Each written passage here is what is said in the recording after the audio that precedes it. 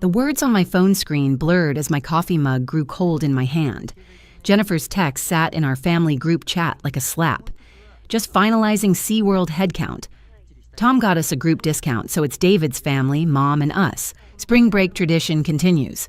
I read it 3 times, my throat tightening with each pass. 5 years of this tradition. 5 years of my son Marcus being part of the cousins. And now, suddenly, we weren't even mentioned. The group chat stayed silent. No one questioned it. No one asked about us. Just 3 thumbs-up reactions, and my mother's "sounds perfect." Marcus appeared in the kitchen doorway, newspaper delivery bag already on his shoulder. It was 5:45 in the morning on a Saturday. This kid woke before dawn every single day to earn money for a bike, never complained, never asked why his cousins got everything handed to them while he saved quarters in a jar. "Heading out, Mom." I forced a smile. "Be safe, honey. Text me at the halfway point." The door clicked shut and I stared at that text again. My sister had always been like this. Subtle exclusions, quiet judgments about my modest apartment, my freelance design work, the fact that Marcus delivered papers. She assumed struggle. She assumed I couldn't afford to keep up. What she didn't know was that the settlement from my ex-husband's company buyout 2 years ago sat untouched in my accounts. Substantial money. Enough to buy a house outright. Enough to never work again if I chose not to. Money I chose not to flash around because I wanted Marcus to learn what actually mattered. My name is Nicole. I'm 38, and I'm a graphic designer. This is the story of how I taught my family that assumptions have consequences. My fingers moved across my phone screen, pulling up the SeaWorld VIP booking site, private cabana packages, behind-the-scenes tours, exclusive dolphin encounters with actual trainers, the kind of experience Jennifer's discount tickets would never touch. The premium spring break package came to just over $24,000. I booked it for the exact same week, then returned to the group chat. "Understand completely. Marcus and I will make our own plans. Have fun." Jennifer's response came in seconds. "I knew you'd get it. Our kids have been planning specific rides for months, and you know how different age groups are." I didn't reply. I just forwarded my confirmation to my private email and went about my weekend. Over the following week, Jennifer flooded social media, her kids shopping for new swimsuits, videos of them planning which attractions to hit first. Her husband Tom apparently got an amazing deal through his company. Every post felt designed to showcase what we were missing. Marcus noticed on Tuesday, "Mom, are Aunt Jennifer and everyone really going to SeaWorld without us?" I looked at my son. This 12-year-old who never asked for anything, who worked harder than kids twice his age, who saved every dollar with quiet determination. "We're going too, honey. Different days, but we'll be there." His whole face transformed. "Really? We can afford it?" "You've worked incredibly hard this year. You've earned something special." When Monday morning arrived, Marcus and I headed to the airport while Jennifer's family drove down, planning to arrive the next day. The luxury SUV that picked us up from the airport had Marcus pressing his face to the window, taking in San Diego like it was another planet. Our Bayview hotel suite drew the same reaction, respectful amazement, questions in his eyes that he was too polite to ask. That was Marcus, patient, trusting, never demanding explanations.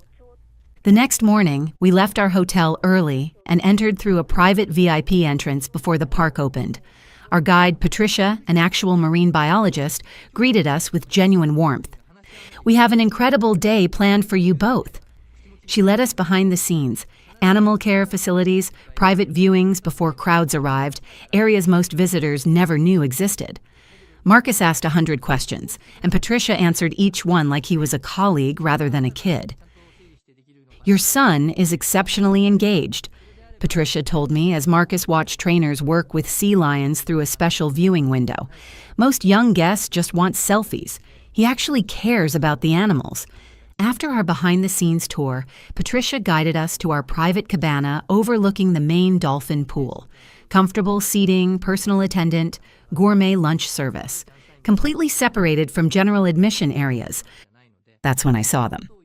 Jennifer's family moving through the crowd below, her kids already arguing, hot and tired. Tom was checking his phone, probably calculating wait times. Jennifer carried shopping bags, her face tight with frustration. "Mom, is that Aunt Jennifer?" Marcus had spotted them too. "Yes, honey." "Should we say hi?" "Let's give them space. They're doing their trip. We're doing ours." Patricia returned with details about our 2 o'clock private dolphin encounter. "This is our most exclusive experience. You'll actually work directly with trainers in the water. Most people wait years to book this. At 1:45, we were fitted with wetsuits in a private changing area. Marcus vibrated with excitement, asking if he could take photos to show his friends from his paper route. The private pool was partially visible from certain public viewing areas. I hadn't planned it, but as we entered the water, Jennifer's family had worked their way to the viewing rail for a break between shows. Jennifer saw us first. I watched confusion cross her face, then recognition, then something else entirely as she realized we weren't just at the park. We were in the water with dolphins while trainers worked exclusively with us. Marcus was oblivious, completely focused on the bottlenose dolphin named Splash swimming around him. A trainer was teaching him hand signals, letting him interact directly. Jennifer grabbed Tom's arm, pointing. Her kids pressed against the rail, staring. I could see her mouth moving, trying to figure out how we were down there. "Your son is a natural," Patricia said beside me in the water. "Look how calm he is. The dolphins respond to that energy." "He's learned patience from his paper route," I said, my voice carrying across the water. "Up at dawn every day, rain or shine. Teaches responsibility." One of the trainers let Marcus help feed Splash. The dolphin responded beautifully, and Marcus's laugh echoed across the pool. Our encounter lasted 90 minutes. Hands-on interaction, educational components, even moments where Marcus gave commands and Splash performed perfectly. The trainers applauded him. As we exited toward the private changing rooms, we had to pass near the public viewing area. Jennifer was waiting. What are you doing here?" I wrapped a towel around Marcus. "Having a wonderful time. The VIP experience has been incredible." "VIP? You said you couldn't. The group chat. You made it sound like—" I said Marcus and I would make our own plans. This is our plan. Tom was staring at Patricia's trainer badge, doing calculations. "This is the private encounter program. This costs $24,000 for the premium package," Patricia said cheerfully, professional but clearly reading the tension. "One of our most exclusive offerings. Very fortunate to get spring break availability." Jennifer's kids were whining now, asking why Marcus got to swim with dolphins. "But you're a freelance designer," Jennifer said weakly. "You live in that apartment. Marcus delivers newspapers." "He does deliver newspapers every single morning at dawn because I'm teaching him that money isn't everything, but when you have it, you can choose to use it meaningfully."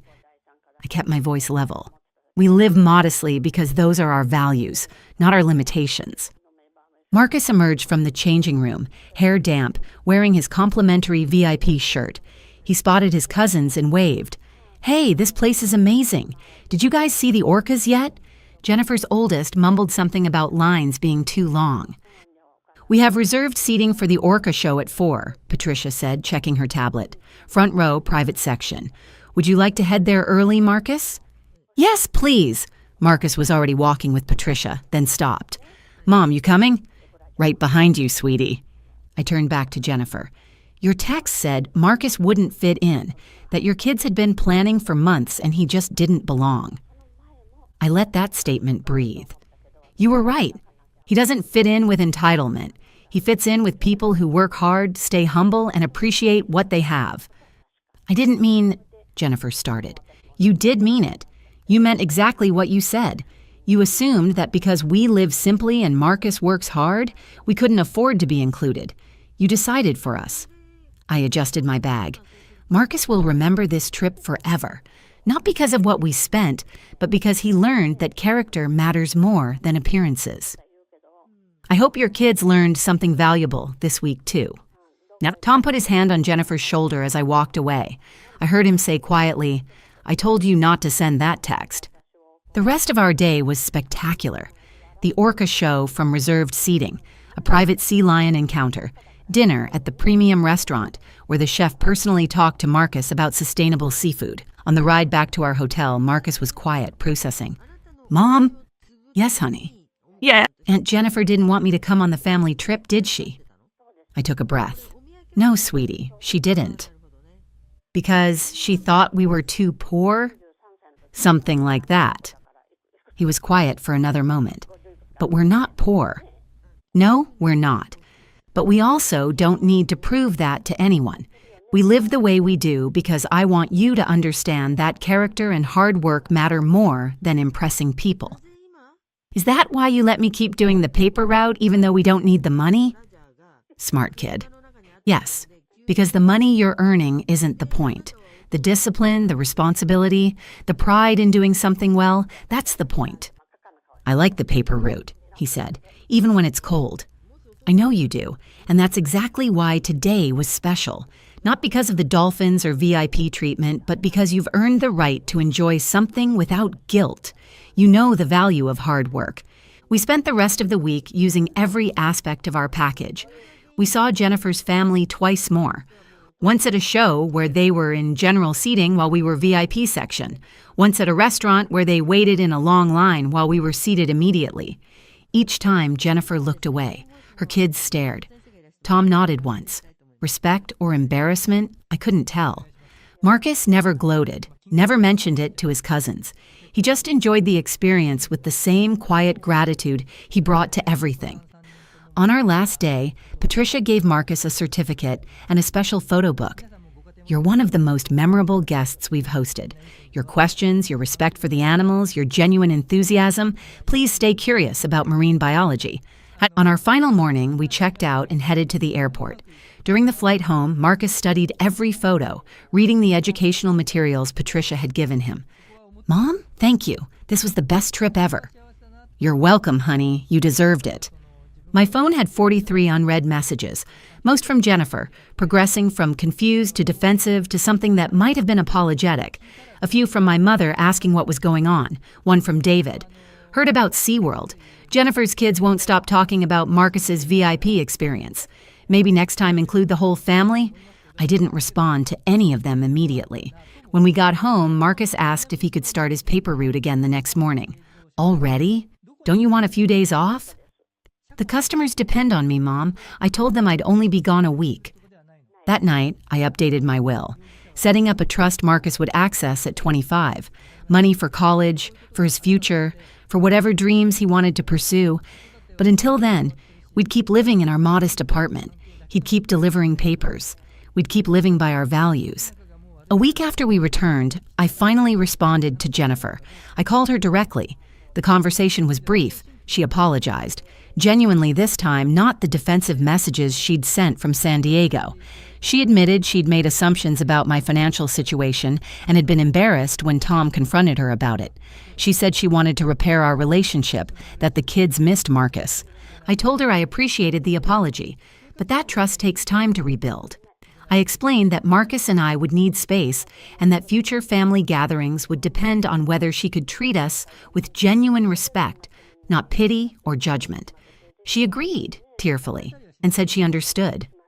I also spoke with my mother, who claimed she hadn't realized Jennifer had deliberately excluded us. She said she'd assumed we'd declined the invitation. I didn't entirely believe her, but I accepted her explanation. I made it clear that moving forward I expected her to speak up if she witnessed favoritism among her grandchildren. As for David, I sent him a simple text. Family inclusion shouldn't require expensive demonstrations. If you want Marcus included, make sure he's actually invited next time. He responded with an apology and a promise to be more aware. The family dynamics have shifted since that trip. We're not back to how things were, and honestly, I'm not sure we ever will be. But there's a new understanding now, that Marcus and I won't be overlooked, and that assumptions about our circumstances won't go unchallenged. Marcus was up at 5:30 the next morning, ready for his route. I made him breakfast and watched him head out into the dawn, responsible, humble, kind. The text that started everything was still in my phone, just finalizing SeaWorld head count. Like we didn't exist, like my son didn't matter. But he did matter. And now Jennifer knew it. Now her kids knew it. Now everyone knew that the quiet kid who delivered papers before dawn had more character in his smallest finger than most people developed in a lifetime. That was worth more than any VIP experience could ever cost. Before you go, here's a quick bonus for sticking around. If you love learning and growing like I do, you need to try audiobooks. I've got an exclusive deal with Audible. Your first month is completely free. That's access to over 500,000 titles, zero cost to you. All the details are waiting in the description. Don't miss this one.